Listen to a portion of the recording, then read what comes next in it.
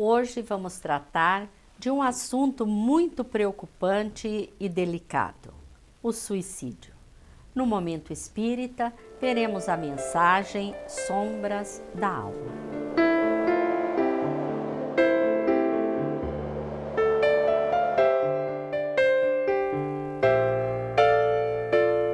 A Organização Mundial de Saúde estima que 804 mil pessoas tenham se suicidado no mundo em 2012, que foi o último ano em que os dados internacionais foram totalizados.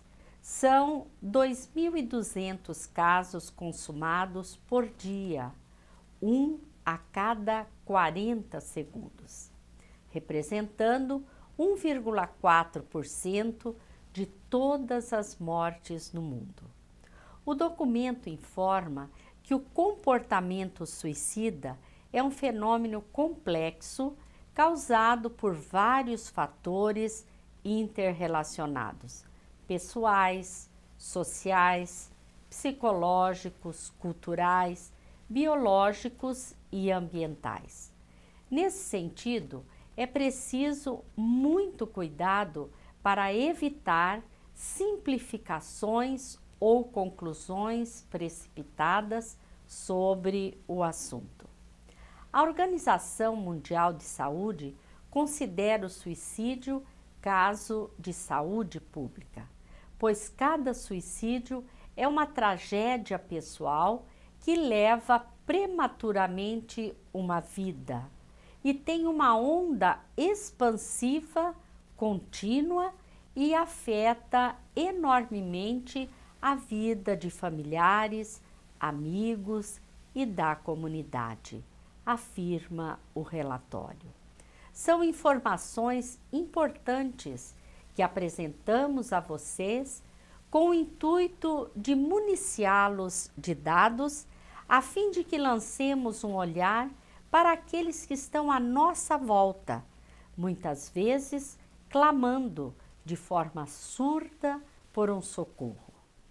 Depois do Momento Espírita, vamos conversar sobre este assunto com Zenaide Aparecida Simões.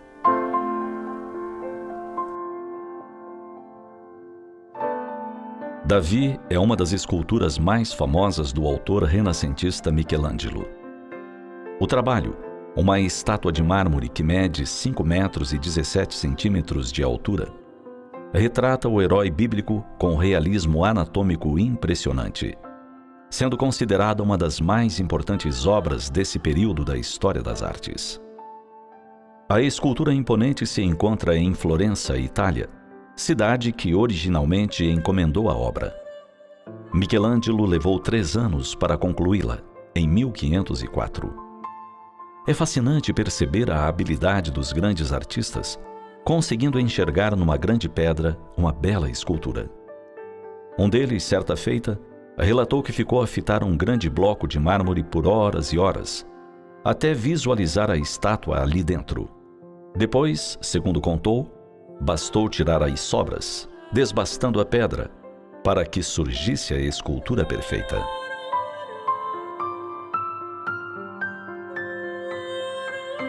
Inspirados na sabedoria dos grandes mestres, podemos levar esse entendimento para nossas vidas. Imaginando que nossa alma é nossa grande obra, a grande escultura que precisamos a formosear, entenderemos que a técnica desses artistas é genial. Primeiro, a análise demorada. Olhar para dentro da alma, conhecê-la. Penetrar em sua intimidade buscando encontrar-se. É o conhecimento de si mesmo, a chave de todo o progresso moral. A grande viagem para dentro do espírito, procurando lá o que precisa de reforma, de melhoria. Quais as nossas maiores imperfeições, nossas dificuldades? E quais também nossas habilidades, nossos potenciais? Estabelecendo o que precisa ser retirado, encontrando as sobras da rocha do espírito, começamos então o trabalho de esculpir a alma. Retirar tudo o que não é essencial, que não é nosso, que não faz parte da construção da nossa felicidade. remover os vícios, as mágoas, os grandes e pequenos ódios que fomos guardando ao longo das eras. Retirarmos a poluição mental, os pensamentos de inveja, ciúme e revolta. Removermos a tristeza e a depressão que já nos fizeram tão mal, que já nos fizeram desistir tantas vezes, soltando o cinzel das mãos por alguns momentos. Alguns blocos podem ficar sem o trabalho do escultor por um longo período, mas acabam por não resistir à ação do tempo e voltam a pedir que o escultor continue. O processo pode ser doloroso, incômodo, assim como as investidas do artista com suas ferramentas contra o mármore. As primeiras ações são as mais doloridas, pois o bloco ainda está intocado em várias partes. Retirar a alma da inércia espiritual não é nada fácil. Porém, quanto mais vamos retirando, mais da nossa verdadeira essência vamos enxergando. E isso concede ânimo, energia, para não retardar o trabalho de escultura. Após algum tempo, após algumas reencarnações, começaremos a vislumbrar a beleza de Davi no meio de tantos pedaços de pedra que foram vertendo da pedra bruta.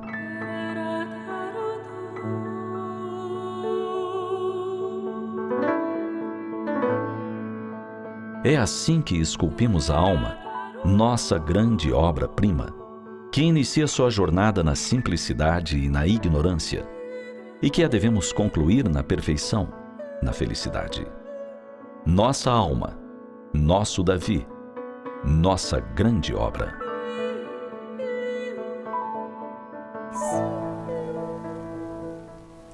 Vimos a mensagem Sombras da Alma, que está no CD Momento Espírita, número 26. Estes CDs podem ser ouvidos e adquiridos no site momentoespírita.com.br. Está conosco Zenaide Aparecida Simões, palestrante espírita de Maringá. Olá, Zenaide, estamos muito felizes por ter você no programa hoje. Nós vemos, através das estatísticas da Organização Mundial da Saúde, o alto índice de suicídios praticados. Que contribuição o Espiritismo teria no sentido de minimizar esta estatística tão preocupante? O Espiritismo tem uma grande contribuição à sociedade com relação a esse assunto também, por ser uma doutrina clarificadora, uma doutrina que nos ilumina a consciência, que nos esclarece. Ela nos tira o véu da ignorância, do desconhecimento, nos dizendo que somos seres criados e imortais, quer dizer, não teremos fim. Somos seres inteligentes da criação, criados para a felicidade. E alcançaremos essa felicidade através das sucessivas reencarnações.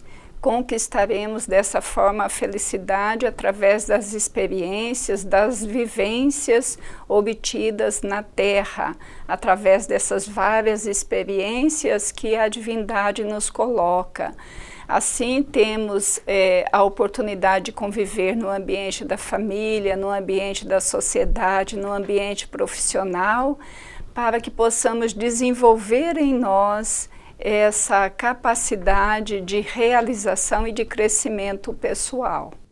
E esse conhecimento nos dá um alento muito grande, não é, Zenaide? Sim. Mas o Espiritismo nos fala com muita clareza sobre a vida no mundo material e a vida no mundo espiritual, nos dizendo que essa mudança é apenas uma passagem, uma mudança, né? Como é que se dá essa passagem, Zenaide, para o mundo espiritual daquela pessoa que tira a própria vida? Sim. O Espiritismo nos esclarece a respeito disso também. E conforme dissemos anteriormente, nós reencarnamos. E para que ocorra o fenômeno da reencarnação, nos vinculamos ao corpo físico através do perispírito, que é esse elo de ligação. E esse elo nos liga à matéria, ao corpo físico, célula a célula. Na oportunidade da desencarnação, no momento da desencarnação, faz-se necessário esse desligamento da mesma forma que somos ligados, precisaremos ser desligados do corpo físico, nos desvincularmos do corpo físico. E o estado mais ou menos doloroso dessa passagem está relacionado ao número de pontos que nos mantém ligado ao corpo físico.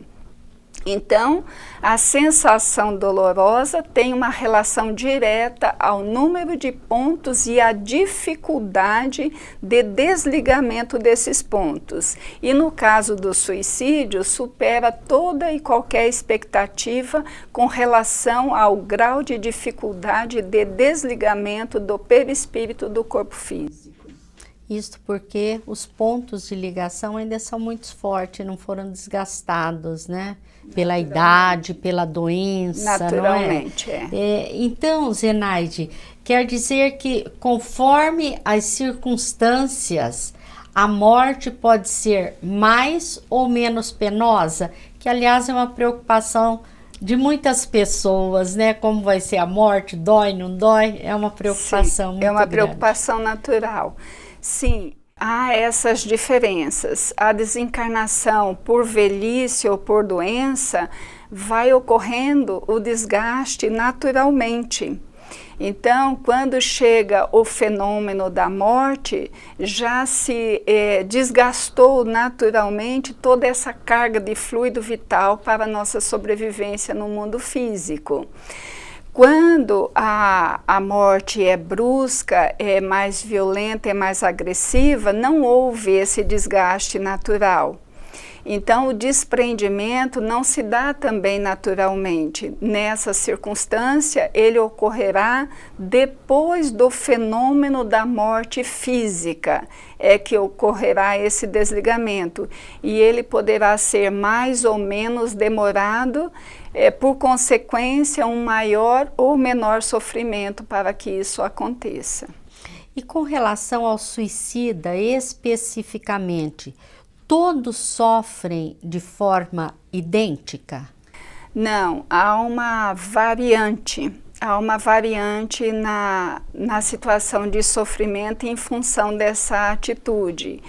E o que vai promover essa oscilação, o que faz com que seja diferente, está relacionado com a circunstância do ato em si e com a intenção. Em que circunstância ocorreu esse ato e qual era a intenção que levou a pessoa a tomar essa decisão infeliz? Então, essa condição de circunstância ou de intenção irá determinar atenuantes ou agravantes no pós-ato do suicídio, uma vez que a vida não cessa, há continuidade e aquele que assim se comportou terá por consequência um estado de sofrimento mais ou menos intenso a depender da intenção e da circunstância que o levou a cometer. E também da vida que levou, né? Da vida, da moralidade, do entendimento, do que pensa, do que sente, todos somos diferentes. E porque todos somos diferentes, as consequências não poderão ser as mesmas para todos nós. Inclusive isso pode se aplicar aos outros tipos de morte, que não pelo suicídio também, né? Com certeza. A nossa vida, né, como vivemos, como nos portamos durante a vida, é fator determinante para a nossa adaptação no plano espiritual. Isso é certo. Viver bem para morrer bem, né? Zenaide, em algum momento ou em que momento o suicida tomará consciência do seu ato? Sim, sempre haverá um momento para todas as situações em que tomaremos consciência das nossas atitudes. Para o suicida não é diferente. Chegará o momento em que ele tomará consciência da sua atitude infeliz, da sua decisão infeliz. Nesse momento de consciência, naturalmente as leis o recambiará a vida novamente na Terra. Ele reencarnará novamente e dará conta dos seus compromissos, da responsabilidade que ele assumiu em função dessa atitude. Então, ele terá a oportunidade do recomeço, ele terá toda a oportunidade para fazer diferente, para dar um direcionamento diferente para a sua vida, porque nós precisamos considerar acima de tudo e de todos a bondade e a misericórdia divina que não desampara nenhum dos seus filhos. Todos teremos novas oportunidades de recomeço para fazer diferente aquilo que foi causa de tropeço. A vida não cessa. A vida não cessa, Ivone. Isso é uma certeza que o Espiritismo nos traz e que a observação também nos leva a considerar. Então, em algum momento, o suicida despertará. Assim como todos nós, no plano espiritual, em algum momento despertaremos e faremos uma reavaliação, uma avaliação dos nossos atos. E a partir, então, dessa avaliação, seremos naturalmente recambiados à reencarnação, para que tenhamos novas oportunidades de realizar de forma diferente, de dar um recomeço, de fazer novamente com melhores possibilidades sempre. Além disso, gostaria de adicionar a essa resposta que a família tem um papel fundamental, porque aqueles que amamos, e o amor não se perde, não se rompe um laço de amor, assim como também não se rompe um laço de ódio. Então, a família tem um papel fundamental. Pelo muito que ama, ela poderá, através da oração, dos pensamentos positivos, dar a sua contribuição para facilitar esse processo de adaptação, de readaptação no plano espiritual e de preparação para a nova experiência na Terra, tendo a certeza de que esse filho, ou esse irmão, ou esse marido, qualquer que seja o vínculo que nos mantém, necessita muito das nossas preces, dos nossos pensamentos positivos, no sentido de facilitar esse novo processo. Zenaide, além dos motivos elencados no relatório da Organização Mundial da Saúde, o Espiritismo acrescentaria mais algum como causa do suicídio? Sim.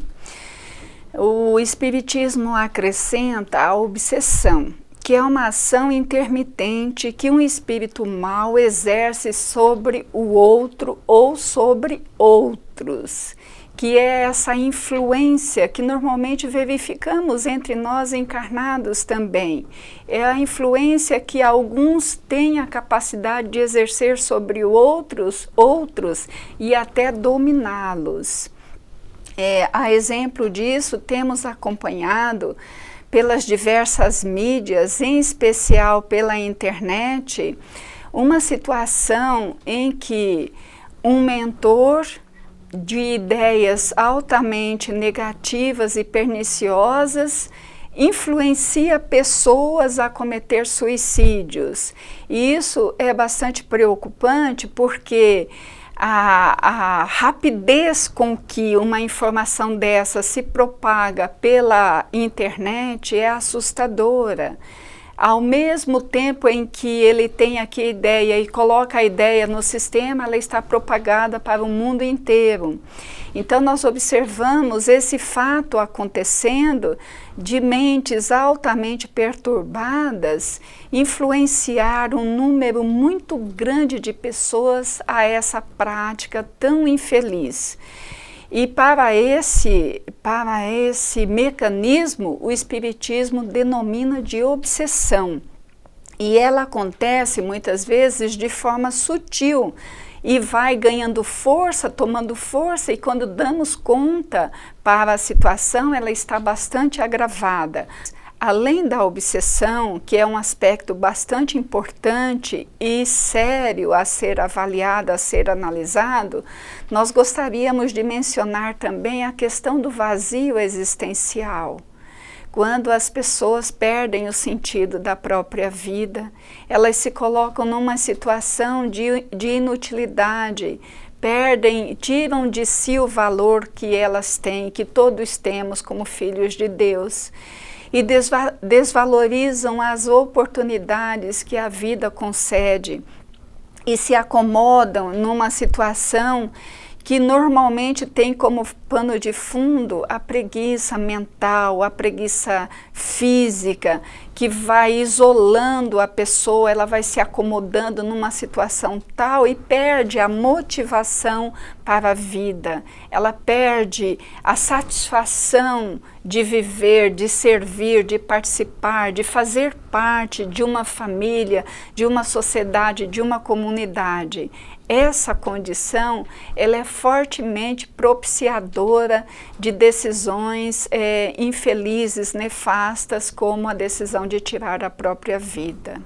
E quais seriam, Zenaide, os recursos a nosso dispor para prevenção, tratamento e cura das obsessões que poderão desencadear essa funesta escolha pelo fim da vida física? Gostaria de citar 3 recursos à disposição de todos nós. O primeiro deles é a prece. A prece é o mais excelente deles, porque assim como nós falamos sobre a influência negativa que sofremos, e isso se dá em função da sintonia que nós estabelecemos pela qualidade dos nossos pensamentos, da mesma forma que esse mecanismo ocorre, também o inverso é verdadeiro. Quando elevamos os nossos pensamentos, nós sintonizamos com os bons espíritos, com os nossos anjos guardiães e passamos a ser inspirados, passamos a ser conduzidos por essas mentes do bem. Quando nós buscamos pela prece a elevação do nosso pensamento, nós sintonizamos com Jesus, com Deus, que é o nosso Pai Criador. E isso modifica toda a nossa estrutura psicológica, emocional, física. Passamos a vibrar numa outra faixa de sintonia. Então, desta maneira, nós nos prevenimos com relação a essas influências negativas, nós tratamos caso já estejamos influenciados e nós conseguimos superar essa situação pela prece. Além da prece, gostaria de mencionar o valor do perdão como terapia. Porque o perdão é fundamental na nossa vida para que tenhamos qualidade de vida, para que tenhamos saúde física, saúde emocional, saúde espiritual. Por quê? É tão importante perdoar justamente porque também nós necessitamos do perdão. Então, esse entendimento do significado da vida, do porquê aqui estamos e porquê convivemos, e o porquê das diferenças e o valor das diferenças, que assim como o outro tem momentos de desequilíbrio que possa por isso nos ofender, nós também temos. Então, esse entendimento, essa compreensão favorece o perdão. E o perdão, então, é um preventivo, além de ser uma terapia, além de reconquistar pessoas, porque o perdão reconquista. É muito melhor termos amigos do que inimigos, isso é uma questão muito óbvia, muito certa. Além disso, o auto-perdão é bem interessante. O auto-perdão propõe que tenhamos o entendimento e a compreensão de quem somos, das nossas limitações e aceitar essas limitações. Perceber e compreender que somos pessoas falíveis, que podemos errar e que é importante a gente superar, mas o erro ele faz parte do aprendizado. Assim como aprendemos com os acertos, aprendemos com os erros também. Então, o auto-perdão, a aceitação de si mesmo conforme é. Esses 3 recursos à nossa disposição são excelentes para evitar que aconteça uma situação de obsessão com o seu agravamento, culminando num suicídio, sem dúvida nenhuma. Zenaide, nós agradecemos a sua participação. Tenho certeza que as suas colocações esclareceram muito, né? E é um incentivo para que realmente valorizemos mais a vida, né? Agradecemos a todos vocês que estiveram mais uma vez conosco. Desejamos tê-los conosco no próximo programa e lhes desejamos muita paz.